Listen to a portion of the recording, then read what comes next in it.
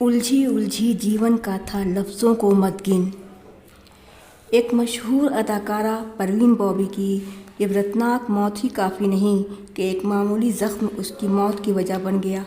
उसके जिस्म में कीड़े फैलने लगे और इतनी बदबू उन कीड़ों की वजह से होने लगी कि आसपास के लोग नज़दीक आने से गुरेज करते। तन्हा वो अपने कमरे में रहा करती और एक दिन वो दुनिया को अलविदा कह गई।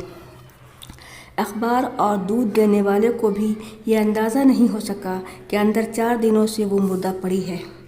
हम इंसान को ऐसे और भी न जाने कितने गुनाहों के इम्तहान से गुज़रना और हमें ऐसी कितनी सज़ाए मौत भी देखनी है, मगर हम इंसान को भलाई और बुराई में फ़र्क समझ में नहीं आने वाला है, क्योंकि तमाम इंसान दौलत के नशे में अपना होश हवास जो खो बैठे हैं। जहन्नुम का रास्ता इख्तियार करने वाले जन्नत को तसव्वुर में भी देखना पसंद नहीं करते, क्योंकि बुराइयां अपनी आँखों को भाने लगती हैं, अच्छाइयाँ तो सिर्फ़ एक इंसान की आँखों में ही पनाह लेती हैं।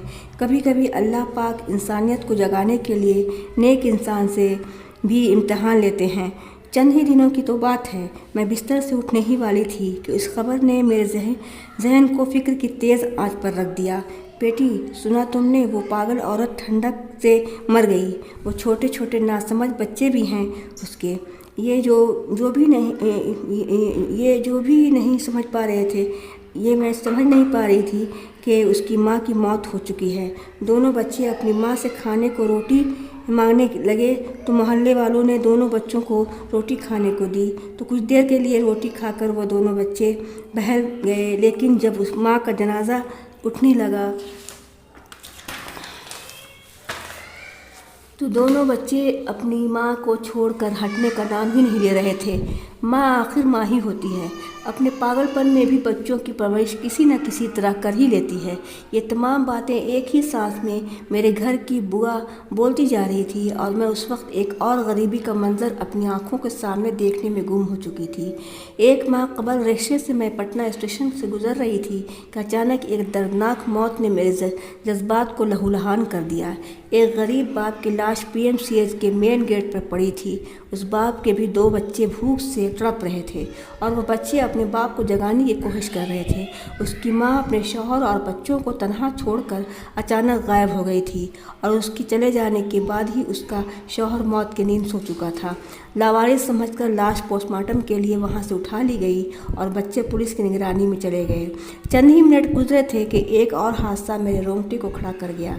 एक शादीशुदा कम उम्र की औरत अस्पताल के बेड पर पड़ी ज़िंदगी और मौत की घड़ियाँ गिन रही थी। उसके ससुराल वालों ने गलत दवाएं खिलाकर जान लेने की पूरी कोशिश की थी, लेकिन मोहल्ले वालों की मदद से वह अस्पताल तक नहीं पहुंच चुकी थी। उसका जिस्म एक चादर की तरह जगह जगह से फट चुका था। 2 वक्त की रोटी खिलाने वाला शौहर अपनी बीवी को मौत की ऐसी सज़ा दे सकता है? इस सवाल का जवाब भी वहाँ पर खड़े लोगों ने दे ही डाला। एक शराबी शौहर से भला और उम्मीद ही क्या हो सकती है? शादी के बाद जिम्मेदारियों का बोझ उठाना किसी शराबी के बस की बात है क्या? जिसका शौहर ही बुरा है तो उसकी बुराइयों का खात्मा करने के लिए ससुराल में बहू की मदद कैसे हो सकती थी? अपने रास्ते से हटाने के लिए शौहर के साथ ससुराल वालों ने मिलकर ऐसा किया है कि ताकि 2 रोटी की जगह शराब की बोतल का इंतज़ाम हो सके।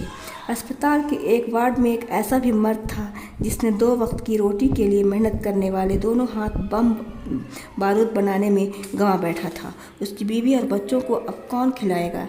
ये सवाल मैं अपने दिल में दोहरा ही रही थी कि एक औरत चीख सुनाई पड़ी। एक औरत की चीख सुनाई पड़ी, डॉक्टर, मेरे बेटे को बचा लीजिए, इसके सिवा कोई और नहीं है। 2 वक्त की रोटी खिलाने के लिए मेरे बेटे ने बारिश में भीग कर भी बिजली का तार छुआ।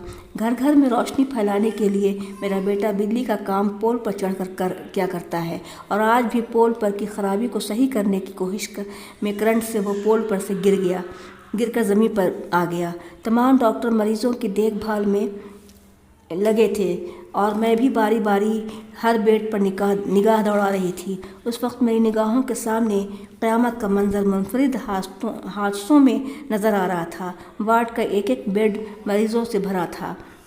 चंद रोज़ कबल ज़लज़ला आने से ट्रेन के कई डब्बे पटरी से उतर गए थे, जिसकी वजह से ज़ख्मी मरीज़ तो ज़्यादा थे और उनमें चंद लाशें भी थीं जो अस्पताल में आते ही दम तोड़ चुके थे।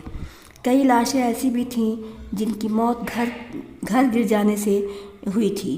زلزلہ کے ساتھ ہی کئی شہر گاؤں سیلاب کی زد میں بھی آ چکا تھا اور ہزاروں انسان کی جانیں موت کی چادر میں لپٹی تھیں۔ موت کی ایسی اور بھی روداد لکھی جائے تو زندگانی موت کے بالکل روبرو پنکھے سے لٹک کر کھڑی ملے گی، لیکن ایسی موت کو خودکشی کا نام دینا بہتر ہوگا۔ سمندر میں ڈوب کر بھی زندگی سے نجات پانا بھی خودکشی ہے۔ زہر کھا کر اپنی زندگی کو گنوانے والا انسان بھی گنہگار ہے۔ حرام موت کو گلے لگانے والا انسان کی روح دنیا میں ہی بھٹکتی رہتی ہے، جسے بدروح کا خطاب ملنا بھی لازمی ہے۔ اس دنیا سے لینا دینا سب کچھ ہے بیکار، اس دنیا کے بازاروں میں جان بہت ہی سستی ہے۔